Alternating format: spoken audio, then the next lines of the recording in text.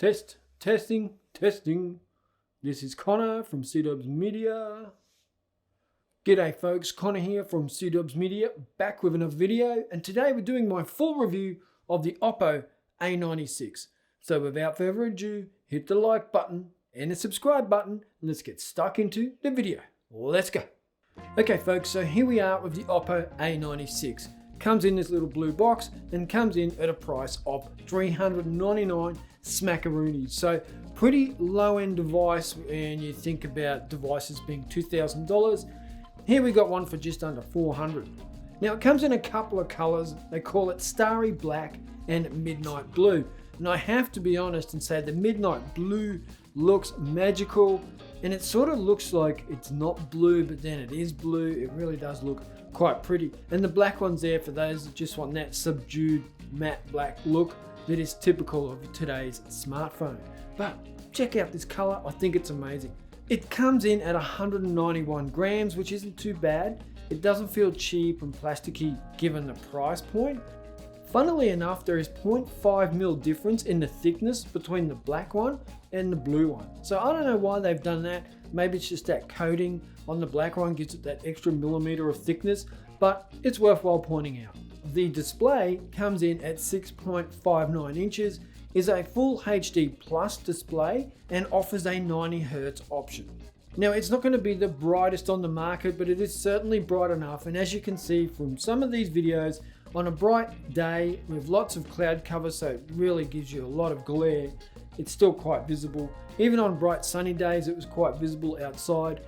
Not the brightest, but you can certainly get by with this. But I definitely enjoyed the experience of using this device indoors for watching content or doing some mild gaming.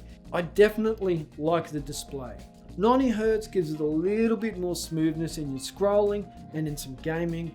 It's not there for every option, but when it is there, it's appreciated, even if we don't truly notice it at times. And that brightness is about 600 nits at peak brightness. So like I said, you can get 1000 nits brightness on some of these higher end phones, but 600 isn't too bad for this price point. And it is 401 ppi on this LCD display. I don't think LCD is that bad. I always sort of struggle between, everyone says AMOLED's better, but for me as a day-to-day user, LCD is great. There is no problems with LCD.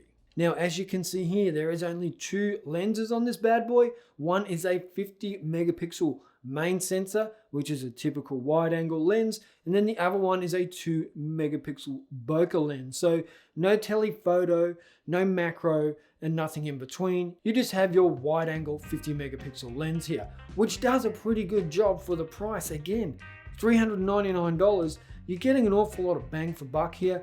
And I took this out on a few different occasions, and obviously I did my selfie shots, but then I was also doing some landscape as well, and I really enjoyed the colors I was getting out of it. The dynamic range works well, the colors aren't oversaturated. I really did enjoy using it. The AI mode also gives you that assistance in taking good photos. If you need it, you can easily switch it off with just a quick toggle. Now you do get photo mode, you get video mode, you get night mode, you get portrait mode, you get time-lapse mode. So there's definitely some options thrown in here for you to play with. Front-facing camera is 16 megapixel, which gives you a pretty decent selfie. You get that portrait mode as well for your selfie camera. I really do dig it. I think it's going to give you the pictures you need for your social media. Obviously, you're no pro photographer at this price point and at this quality level, but definitely for that $399, you're getting a very capable little camera. Now, one area of improvement for the cameras, and I've just got to be completely honest about this, it doesn't shoot in 4K and there is no electronic image stabilization. So I'd like to see those included, but I do understand that the price point makes it maybe not viable. It still does pretty good video for the price, but I would like to see at least a 4K 30 frames per second option here. But here you get 1080p 30 frames per second and 720p 30 frames per second. So you're going to get enough quality to be able to share these videos with your friends and family or post them online, but you're not going to win any Spielberg awards with this camera and video setup. But look at the quality of the video I was getting here. I don't think there is any real problems with it for the price point.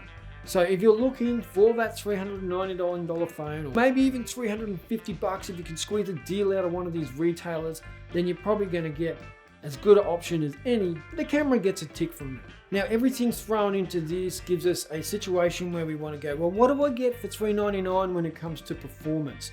And for any phone in this price point, you don't get blazing fast. And here we definitely get what we would expect to for $399. You get a pretty pleasant experience when it comes to performance. $399 gets you 8 gigs of RAM and 128 gigs of storage, and you do also have a micro SD card slot for that storage expansion. You couple those with the Snapdragon 680 and the Adreno 610 GPU, and you definitely get a good experience. I mean, I'm scrolling around on this thing, loading web pages, using Facebook, social media, scrolling through emails, and it's coping really well. It's definitely not stuttering. There's no problem there. I don't really expect that from any phone these days. Here, you don't get any issues. You get a solid performance. Sometimes it takes a little bit longer to load pages than you would expect. However, you're actually just waiting maybe a second for a page to load. So that's not too bad. And I do put that down to the performance of the hardware. Now, when we move all that hardware over into gaming and day-to-day experiences, I again can get a solid experience. So the games automatically adapt to your hardware. So there's no real problems there. You're going to get a lower quality experience when it comes to gaming, but the experience is good enough to be able to game, play with others online, and not fall behind because of lag issues. I mean, that's what you want as a gamer. If you're playing PUBG or other games where you're playing against others, you don't want to lose because of the performance of the phone. And I didn't have that happen here.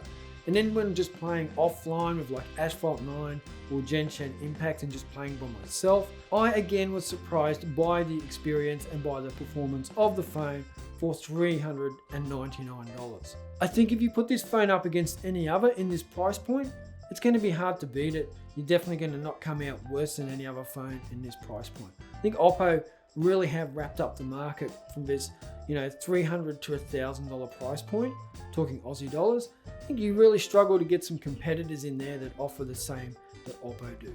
The software is Android 11 running ColorOS version 11.1.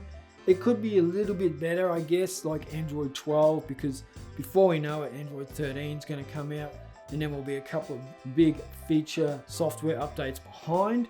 But I guess you get what you get. But the software that is there does perform well. Coupled with that hardware, like I said, it's a smooth experience. You get those typical Oppo features and add-ons in the software that definitely make it customizable enough to keep you interested, especially with the themes and the fonts and the layout. I really do appreciate the thought that goes into this, and these days Oppo have had enough user experience feedback to tell them what we're looking for. So it's definitely an enjoyable experience from a software point of view, lots of customization options. I, for one, enjoy that. Now, another thing we're looking at here is the battery life. 5,000 milliamp hours of battery, and what's even more impressive is you get that Oppo fast charging. This is 33 watt Super VOOC fast charging, so you're getting a really fast top up in a really short amount of time. For me, Oppo has the game wrapped up when it comes to charging speeds, but also battery performance and endurance. Now, in a couple of years, it might differ. Your phone's copped a flogging, you've charged it and discharged it a million times. It's going to be a different story for anyone. But straight out of the box, you get a charger. You don't get that with other brands. You also get the cable, you get a case, and it can charge really, really fast. And 5,000 milliamp, I'm telling you, if you're a medium user, you're going to get 2 days use out of this. Not that any of us do, because we always charge at night. It's just automatic these days. But if you do need to scrape through 2 days, you'll easily get through 2 days. And you can always whack it into super power saving mode to get some extra juice out of it. Battery is killer. And a couple of other worthy mentions when it comes to the Oppo A96. Headphone jack. Hallelujah. Then you also have the micro SD card slot, which I mentioned earlier. That's hard to come by these days. It is also a dual SIM card phone, comes with a fingerprint scanner and facial recognition. Google, fix that, thank you. So definitely win-win. I like the facial recognition, it just seems to work really fast. The fingerprint scanner is on the side. When you hit it, it works really well, but it's just a bit fiddly having it on the side of a phone, especially when they're only like 8mm thick. Trying to get the finger in the right place or the thumb can be a little bit of a pain in the backside, but it works a treat when you do hit it. And like I said, facial recognition never misses when it comes to Oppo, and that's still the case with the Oppo A96. It's just really working out to be a real beast of a phone in that low end price point. So definitely go out and check them out, check out the competition, but definitely gets my tick of approval for this price point.